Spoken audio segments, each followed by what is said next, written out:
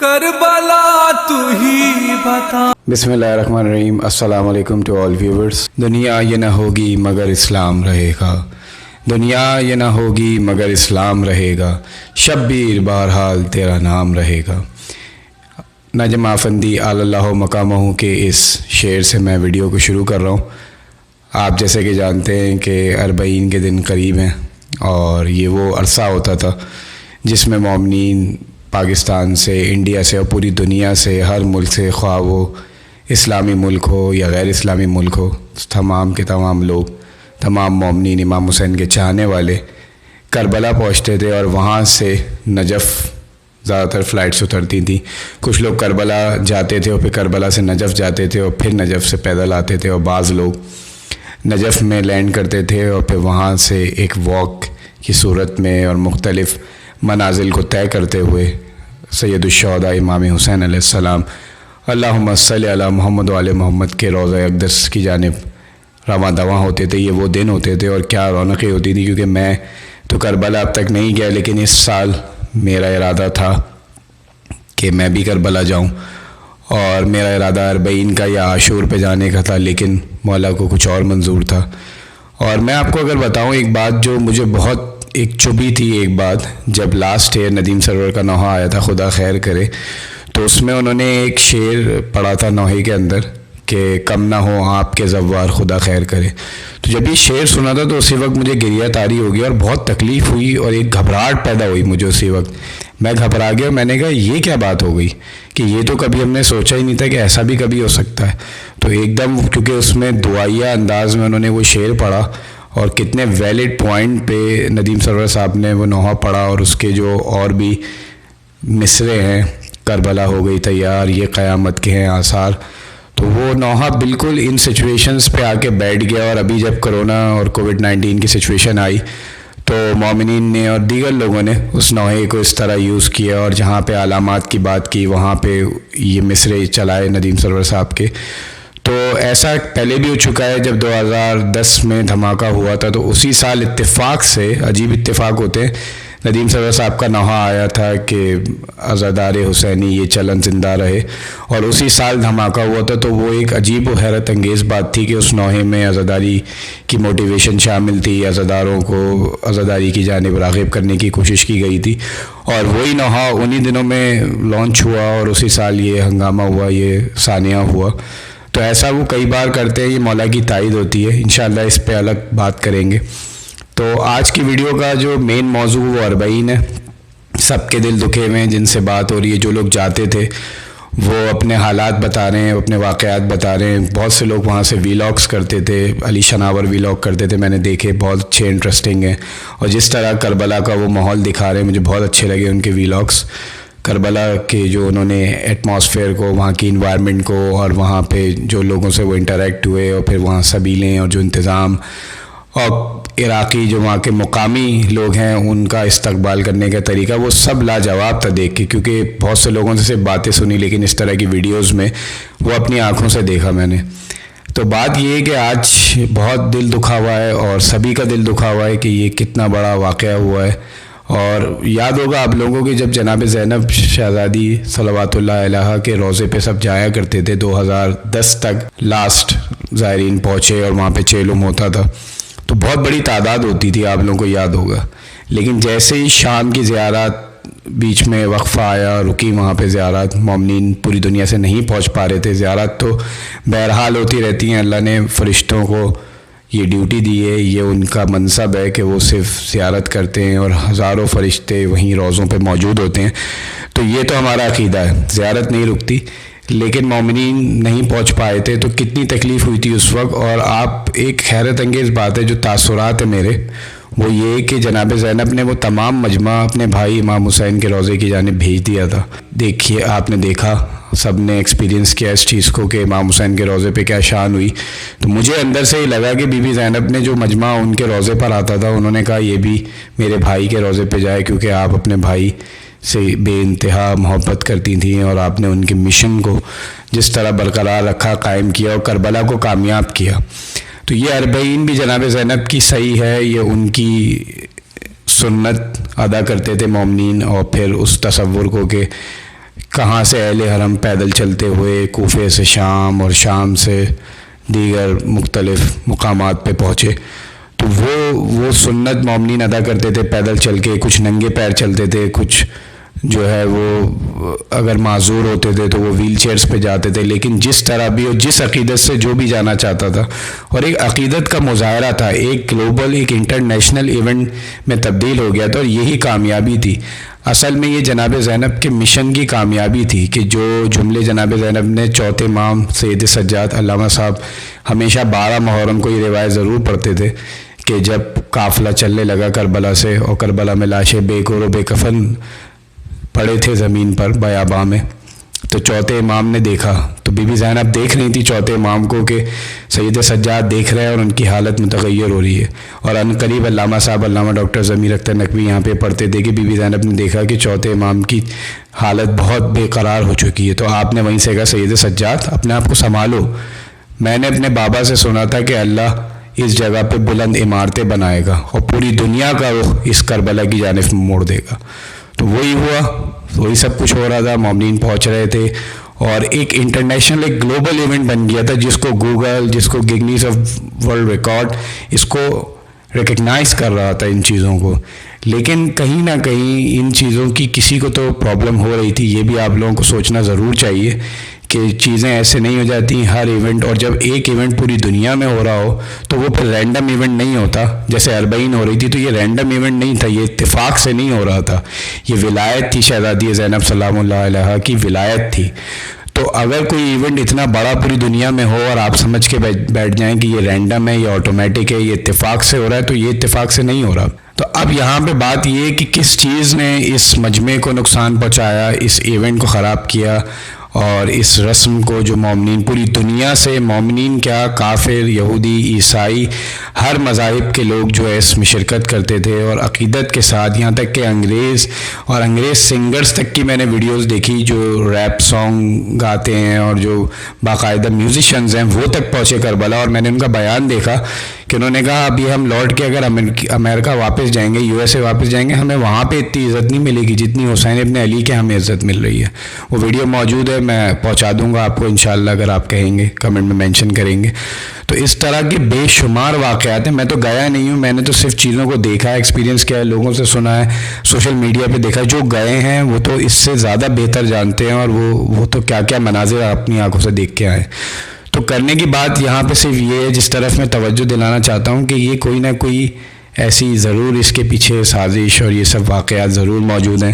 تھوڑا سا کریٹیکل سوچیں. آپ میری بات سے اختلاف کر سکتے ہیں, آپ کہہ سکتے ہیں نہیں یہ تو نہیں ہو سکتا, لیکن جس چیز کو اس کی وجہ بنائی گئی ہے, میں صرف یہاں پہ یہ کہوں گا کہ اللہ نے قرآن میں کہا یؤمنون بالغیب, غیب پر ایمان رکھو.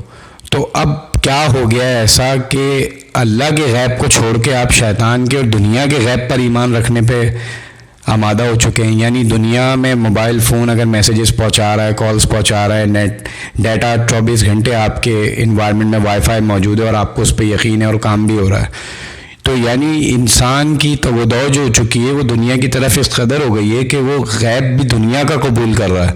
وہ دنیا کا غیب ماننے میں ملوث ہو چکا ہے. وہ یہ نہیں سوچ رہا اللہ اور رسول اور مولا کا جو غیب ہے ہم اس پر ایمان لائیں, یعنی اپنے 12ویں امام پہ. تو اس وقت یہی بات ہے, عقیدے چیلنج کیے گئے ہیں اور عقیدوں کا چیلنج ہے. دیکھیں آپ حج میں کیا ہوا, حج میں تعداد بالکل سکڑ گئی اور 1000 کے قریب آلموسٹ حاجی پہنچے وہاں پہ. تو لازمی طور پہ اس کا سب سے بڑا یہ جو چیز آئی, میں نام نہیں لے رہا کیونکہ بڑے مسئلے ہو جاتے ہیں یوٹیوب پہ, آپ لوگوں کو نہیں پتہ تو آنے والی ویڈیوز میں بتاؤں گا کہ کیا ہو جاتا ہے, تو میں نام نہیں لے رہا اس چیز کا. ہمیں یہی سکھایا گیا کہ اگر بات کرنی ہو اور کوئی پابندی ہو تو بنا نام لیے کس طرح بات ہو.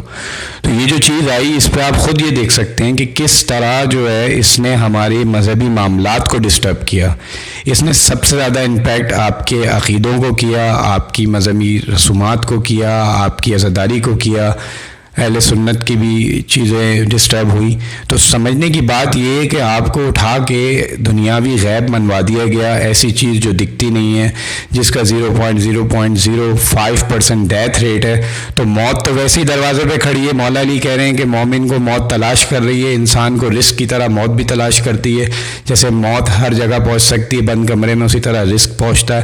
تو بے شمار اقوال ہمارے پاس ائمہ کے موجود ہیں, اس پر یہ سوچ اور اور ان چھوٹی چھوٹی چیزوں میں پھنس کے اتنا بڑا نقصان ہو جانا کہ اتنا بڑا ایونٹ خراب ہو گیا اور اتنی بڑی عبادت خراب ہو گئی، تو بہت تکلیف ہے. میں جانتا ہوں جہاں جہاں بھی زائرین موجود ہیں اور جو ہو کے آ چکے ہیں یا جن کو جانا تھا، میں ان کے دل کی کیفیت جانتا ہوں. اور میں تو گیا نہیں تھا، مجھے تو صرف خوشی ہی ہوتی تھی کہ یہاں سے بیٹھ کے ہم دیکھتے تھے کہ روضے پہ یہ شان ہے، یہ تعداد پہنچی ہے. ہمیں تو اسی کی خوشی ہوتی تھی، کیونکہ ہم تو جو مولا عطا کریں اور جس چیز میں مولا کی ہمیں اچھا لگتا ہے تو ہم اسی پہ خوش ہو جاتے ہیں. تو خوشی تو ہمیں یہیں سے پاکستان سے بیٹھ کے یہ ہوتی تھی کہ وہاں امام حسین کے تو تقریباً 6 کروڑ آدمی ہے، جس تعداد کو بھی بتانے میں سارے ٹی وی چینلز کو گھبراہٹ ہوتی تھی. کوئی 1 کروڑ بتا رہا ہے، کوئی 2.5 کروڑ بتا رہا ہے، جو کہ ان آفیشیل تعداد ہوتی تھی. کسی نے بندے گنے نہیں ہیں وہاں پہ، کیونکہ اللہ تو ملک بھیجتا ہے، وہاں سے فرشتے آتے ہیں، تو ان کو کون گنے گا؟ اور وہ بھی انسانی روپ میں موجود ہوتے ہیں. تو بہرحال گنتی کی تو کوئی بات ہی نہیں تھی وہاں پہ. تو ان چیزوں کو سمجھنا چاہیے کہ کس طرح جو ہے آپ سے جعلی چیزیں لا کے اور ایسی چیزیں لا کے کہ جن کا نہ سر ہے نہ پیر ہے. کیونکہ یہ جو چیز پھیلی پوری دنیا میں، اس کو ڈے 1 سے کیپچر کر رہا ہوں، فوکس کر رہا ہوں. ڈے 1 پہ کچھ اور ڈکٹیشن تھا، کچھ اور باتیں تھیں. 2 دن کے بعد بیان بدلے، پھر 3 دن بریک کے بعد دوسرے بیان ہوئے. تو وہ تو پوری ایک سیریز ہے. اب دیکھیں یہاں پہ یوٹیوب پہ بڑے پرابلمز ہیں کہ اس پہ اس طرح بات نہیں کی جا سکتی. جو لوگ کرتے ہیں ان کے چینلز ڈیلیٹ ہو جاتے ہیں، ان کی ویڈیوز ڈیلیٹ ہو جاتی ہیں. تو یہ بھی ایک ایشو ہے. اگر آپ لوگ کہیں گے آپ کی مرضی ہوگی، تو میں نے اس پہ جو ریسرچ کی ہے صرف اس لیے کہ آپ اس کو سن سکتے ہیں. ضروری نہیں ہے آپ میری بات پہ یقین کریں، آپ ایمان لے آئیں. میں کامن پرسن ہوں، لیکن اس کے لیے کہ آپ کی معلومات ہو اور آپ کے دماغ میں ایٹ لیسٹ میٹر تو آئے. کہتے ہیں نا کم سے کم سن لو، تو ایٹ لیسٹ میٹر آئے تو آپ تھوڑا سا پرکھیں اپنے دماغ میں، اور کچھ کام کی باتیں دماغ میں پڑی رہیں. علامہ صاحب سے میں نے یہی سنا ہمیشہ مجلس میں کہ آپ چیزیں ضرور پڑھتے تھے. لوگ ناراض ہوتے تھے کہ یہ کیوں پڑھا وہ کیوں پڑھا. اسی لیے پڑھتے تھے کہ دماغ میں کان میں بات پڑی رہے، کہ جب موقع آئے تو وہ بات آپ کو یاد آ جائے. ہو سکتا ہے اس میں اگر 100% صحیح نہیں ہے تو 50% تو صحیح ہو. تو میں اس کے لیے یہ کر سکتا ہوں، اگر آپ لوگ انٹرسٹڈ ہوں گے کہ اس حوالے سے ہم کھل کے بات کریں کہ یہ جو چیز پھیلی جس کی وجہ سے ساری چیزیں ڈسٹرب ہو گئیں، اس کی ریئلٹی کیا ہے. اور مغرب کے بھی ڈاکٹر سائنٹسٹ جو اس کے خلاف بول رہے ہیں اور بتا رہے ہیں، ان کو کس طرح خاموش کیا جا رہا ہے، ان کی کیسے زبانیں بند کی جا رہی ہیں، ان کو کوریج نہیں مل رہی، ان کے بیانات نہیں لیے جاتے، ان کو میڈیا پہ نہیں آنے دیا جاتا. تو ایک پورا ویب ہے، یہ پورا ایک میٹرکس ہے. تو اس کو سمجھنے کے لیے اگر ہم ویڈیوز میں بات کریں تو مجھے نہیں پتہ یوٹیوب کہاں پہ جا کے ویڈیو کو ڈیلیٹ کر دے گا، یا کوئی ہمارے لوگوں میں سے رپورٹ بھی کر سکتا ہے. تو اس کے لیے میں الگ سیپریٹ سیشنز بھی رکھ سکتا ہوں آپ کے لیے، وہ آپ مجھے کمنٹ میں مینشن کریں گے. اور میں نے اس وقت بھی جب یہ سٹارٹ ہوا تھا تو اسی وقت میں نے اچھا خاصا اسٹف جمع کر لیا تھا، کافی چیزیں تھیں میرے پاس. میں نے کوشش بھی کی بہت طریقوں سے، لیکن بہت جگہوں سے ویڈیوز ڈیلیٹ کی گئیں. لیکن اب یہ کہ ایک پلیٹ فارم ہے تو ایٹ لیسٹ میں یہاں پہ آپ کو انفارم کر سکتا ہوں کہ ہم ایسا کرنے جا رہے ہیں، تو آپ اس میں حصہ لیں. تو بہرحال بس وہی بات ہے، آخری زمانے کے فتنے ہیں، اور فتنوں سے آپ لوگ باخبر رہیے، چیزوں کو سمجھیے. اور میری گزارش یہ کہ جو دنیاوی باتیں آیا کریں نا، جو ٹی وی سے آ رہی ہیں، جو نیوز پیپر سے آ رہی ہیں، اور خاص طور پہ یہ جو بالکل ہی لو لیول کا جو میڈیا سسٹم ہے نا، ٹی وی ٹیلی ویژن، یہ بہت ہی یوز لیس ہے. ان کی نیوز میں کوئی دم نہیں ہوتا، اور یہ تو خبریں ہی نہیں دیتے، ورلڈ کی تو نیوز ہی نہیں دیتے پوری ورلڈ میں ہو کیا رہا ہے. یہ ایک فکس ڈکٹیشن کو ریپیٹ کرتے رہتے ہیں جب ان کو جو آرڈر آتا ہے. کبھی ایک ڈکٹیشن دہرا رہے ہوں گے، جب کرونا ختم ہو رہا تھا پاکستان سے تو یہ کہا جا رہا تھا کہ کامیابی ہو گئی. اب ایک ساتھ آپ یوٹیوب پہ جائیے، سارے چینلز کی سیم سلائیڈ ہے کہ اب بڑھ رہے ہیں. یعنی کوئی کمپیریٹیو بات نہیں ہوتی، صرف ایک ڈائریکشن میں ایک ڈکٹیشن کو سب فالو کرتے ہیں. تو پھر فائدہ کیا؟ چینل کہتے ہی اس کو ہیں کہ مختلف فریکوینسیز ہوں. تو یہاں تو ایک ٹی وی پہ جو بات ہو رہی ہے وہ 10 ٹی وی پہ بات ہو رہی ہے، تو پھر یہ الگ الگ نام اور الگ الگ برانڈ کا فائدہ کیا ہے؟ ایکچولی بزنس ہے، سب کے پرائیویٹ بزنس ہے. تو ان کو نیوز کو پرکھنے سے کوئی تعلق نہیں ہے، ان کو اس سے کوئی تعلق نہیں ہے کہ اس نیوز کے عوام پہ کیا اثرات پڑیں گے. ان چیزوں سے کوئی تعلق نہیں ہے. یہ جسٹ اب بزنس ہے، اور آپ ان کو بزنس پرووائڈ کرتے ہیں ٹی وی دیکھ کے اور چینلز کو دیکھ کے. تو بہرحال اب تو آلٹرنیٹیو سورسز موجود ہیں، یوٹیوب ہیں، فیس بک ہے، اور دیگر اور ایسے پلیٹ فارمز ہیں جہاں سے مین ٹو مین انفارمیشن شیئر ہوتی ہے. تو جب تک یہ موجود ہیں، یہ بھی میں آپ سے تھوڑی سی بات کر لوں کہ جب تک یہ موجود ہیں تو کم سے کم کچھ اویئرنیس ہو، کچھ ایسی باتیں ہونی چاہیے کہ عوام اویئر ہو. تو بہرحال بہت صدمہ ہے اور بہت تکلیف ہے، اور ایک نہ دکھنے والی دنیاوی چیز پر اتنا ایمان اور اتنا یقین آ گیا انسانوں کو کہ انہوں نے اپنے عقائد اور دین کو پیچھے کر دیا، اور اتنی گھبراہٹ پیدا ہو گئی موت سے، جبکہ شاعر کہہ رہا ہے کہ موت مومن کے لیے جام بہار، نزا کا وقت آتا ہے پھر شام بہار۔ تو یہاں تو یہ والے معاملات تھے، اور اب کیا ہوا بہرحال سمجھ نہیں آ رہا۔ آپ لوگ ان چیزوں کو بھی غور سے دیکھیے، اور بہت افسوس ہے، بہت تکلیف ہے اس بار اربعین پہ جو ہو رہا ہے، اور اس طرح زیارت نہیں ہو رہی، بہت افسوس ہے، دل پھٹ رہا ہے۔ ہم نہیں جاتے، بھلے ہم اس بار بھی نہیں جاتے، لیکن وہاں مومنین جاتے ہیں، وہاں مجمع لگتا ہے، امام حسین کی حاضری ہوتی، وہ شان دیکھ کے بہت سکون ملتا تھا۔ تو بہرحال اب یہ محرم عجیب و غریب آیا، یہ 2020 عجیب و غریب آیا، جتنے بھی سکون کے ذرائع ہیں وہ سب اس طرح ڈسٹرب ہو رہے ہیں۔ اللہ بہتر کرے، مولا رحم کریں آنے والے دور میں اور آنے والے زمانے میں، اور بس مومنین کے لیے کہ اپنی آنکھیں کھلی رکھیں، چیزوں کو پرکھیں اور ہر چیز کو دیکھیں، کیونکہ اب ایسے ایسی چیزیں آ رہی ہیں، ایسے ایسے سائنٹیفک کانسیپٹس لائے جا رہے ہیں کہ عام آدمی تو اتنی فرصت نہیں ہے اس کے پاس 9 to 5 جاب ہے یا محنت مزدوری ہے، وہ نہیں پڑتا ان سب چیزوں میں۔ جو آ گیا، جو زیادہ مشہور ہو گئی بات، اس نے اس کو مان لیا سیدھے سیدھے۔ تو عام آدمی تو نہیں کرتا، لیکن جو کرتے ہیں بہرحال ان کو بڑھائیں، ان کو فارورڈ کریں، شیئر کریں، اور کچھ، کیونکہ مولا علی کا مومن جو ہے اس کے لیے علم کی مراد، مولا علی نے فرمایا جیسے مچھلی کے لیے پانی، تو اگر پانی نہیں ہوگا، اگر مومن کے پاس علم نہیں ہوگا تو مومن مردہ ہو جائے گا، وہ دنیا سے جیت نہیں سکتا، وہ دنیا کے فتنے نہیں سمجھ سکتا۔ تو علم حاصل کیجئے، علم زندگی ہے۔ Thanks for watching.